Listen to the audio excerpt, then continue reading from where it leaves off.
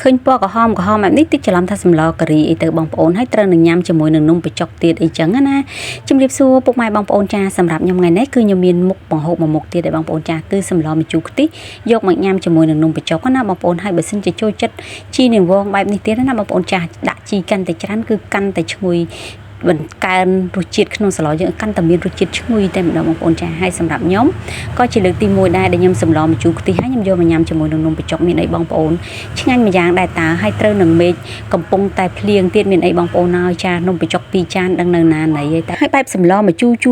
រហិលណាបងប្អូនបានមេឃភ្លៀងចេះទៀតបងប្អូនខ្ញុំនិយាយចឹងនំបញ្ចុក2ចានដឹងណាណីបងប្អូនបើចេះម្ទេសយើងដាក់ម្ទេសឲ្យរៀងហិលតិចទៅហើយសម្រាប់សម្លម្ជូរខ្ទិះនេះបងប្អូនចាខ្ញុំស្លបែបកូនកាត់គ្រឿងបែបវារៀងសាំញ៉ាំបន្តិចឯងបងប្អូនបើសិនជាយើងសម្លម្ជូរខ្ទិះធម្មតាដែលយើងអត់ដាក់បន្លែច្រើនគឺវាអត់មានប្របាអីទេព្រោះសម្លម្ជូរខ្ទិះភាគច្រើនគឺយើងដាក់តែ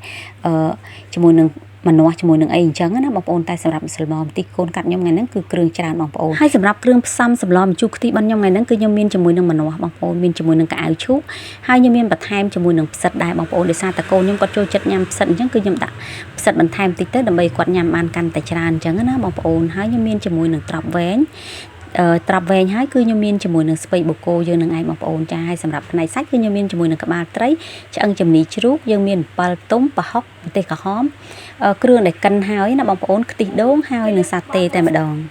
ពេលដែលបានគ្រឿងសពគ្រប់ហើយបងប្អូនចាជាដំបូងគឺខ្ញុំចាប់ផ្ដើមចាក់ខ្ទិះដើមយើងហ្នឹងកូរវាទាល់តែខ្ទិះនឹងឡើងប្រេងណាបងប្អូនពេលដែលខ្ទិះដូងនឹងឡើងរឿងប្រេងបន្តិចហើយគឺខ្ញុំចាប់ផ្ដើមចាក់ម្ទេសក្រហមនេះគឺខ្ញុំដាក់មុនគេដើម្បី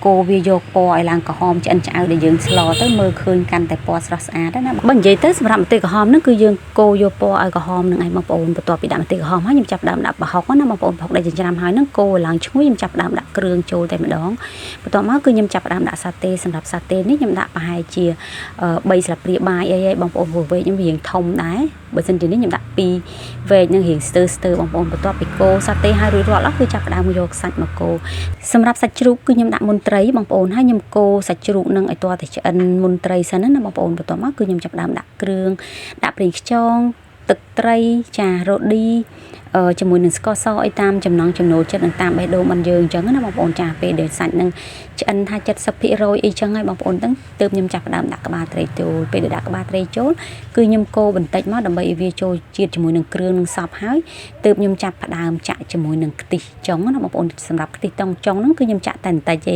េចាក់ហើយខ្ញុំទុកវាឲ្យទាល់តែពុះដែលយើងគិតថាក្បាលត្រីរបស់យើងឆ្អិនហើយអញ្ចឹងណាបងប្អូនពេលដែលក្បាលត្រីនឹងឆ្អិនហើយគឺខ្ញុំចាប់ផ្ដើមដួសត្រីចេញពីព្រោះបើសិនជានៅគោដាក់ទឹកដាក់អីទៀតទៅខ្លាចក្បាលត្រីនឹងវាបែកអស់អញ្ចឹងណាបងប្អូនអញ្ចឹងទៅគឺខ្ញុំស្រង់ចេញសិនតែម្ដងអញ្ចឹងខ្ញុំទុកតែសាច់ទេបន្ទាប់ម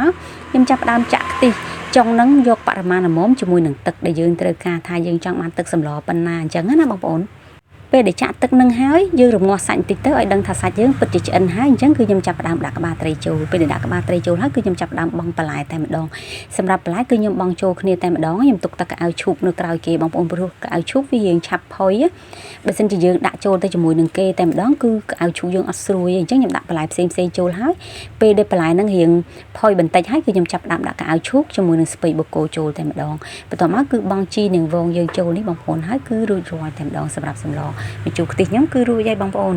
ហើយសម្រាប់ស្លម្ជូរខ្ទិះនេះសម្រាប់ខ្ញុំគឺខ្ញុំចូលចិត្តណាស់ជាមួយជីវងនឹងបងប្អូនដាក់ទៅគឺបន្ថែមរសជាតិស្លយើងឲ្យកាន់តែឈ្ងុយតែម្ដងហើយនិយាយពីពណ៌វិញដូចខ្ញុំនិយាយចឹងបងប្អូនចាបើយើងដាក់ម្ទេសក្រហមនោះគឺធ្វើសម្លឲ្យសម្លយើងកាន់តែពណ៌ស្រស់ចាបន្ទាប់ពីសម្លឆ្អិនហើយគឺខ្ញុំចាប់ផ្ដើមដួសនំបញ្ចុកដាក់ចានមកបងប្អូនចាដាក់ជីខ្ញុំដាក់ជីបន្ថែមទៀតដោយសារខ្ញុំចូលចិត្តជីអញ្ចឹងគឺខ្ញុំចាប់ផ្ដើមដួសស្លដាក់ចូលចានបែបនេះមកបងប្អូនគឺទំនងមែនតែនហើយសម្រាប់សម្លម្ជូរ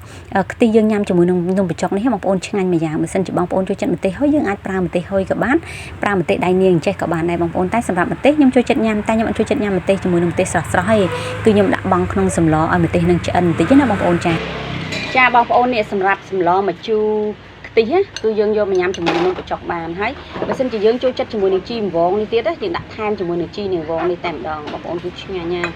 ់សម្រាប់ខ្ញុំចូលចិត្តអានេះខ្ញុំដាក់ពីស្រស់ម្សៅអត់ដាក់ពីឆ្អិនម្សៅលេងដាក់ថែមទៀតខ្ញុំចូលចិត្តជីនាងវងនេះយើងញ៉ាំជាមួយនំបញ្ចុកបានណាហើយកុំភ្លេចឲ្យសោះម្ទេសសម្រាប់អ្នកចូលចិត្តម្ទេសអើយខ្មែរសុខសានហ្មងចាប់ទៅក៏មិនសូវជាស្ទាត់ជំនាញទេនេះ